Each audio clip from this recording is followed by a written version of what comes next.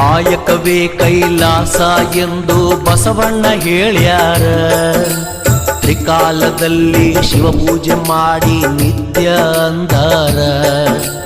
ಭಕ್ತವತ್ಸಲ ಭಗವಂತ ಮೈ ತುಂಬ ಭಸ್ಮ ಹಚ್ಚಕಂಡ ಆಯಾ ಕಾಲಕ್ಕ ಹುಟ್ಟಿ ಬರ್ತಾನ ಹೊಸ ರೂಪ ಹೊತ್ತುಕೊಂಡ. ಭಕ್ತಿಲೆ ದುಡಿದರೆ ಬಂಗಾರ ಕಣ ಇರ್ತಾನ ಕೈ ಹಿಡ್ಕೊಂಡ.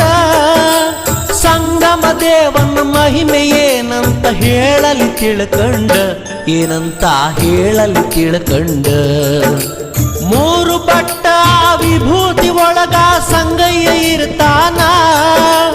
ಹಣಿಮ್ಯಾಗ ಹಚ್ಚಿದ ವಿಭೂತಿ ಬೆಳಕಲ್ಲಿ ಪರಶಿವ ಕಾಣ್ತಾನ.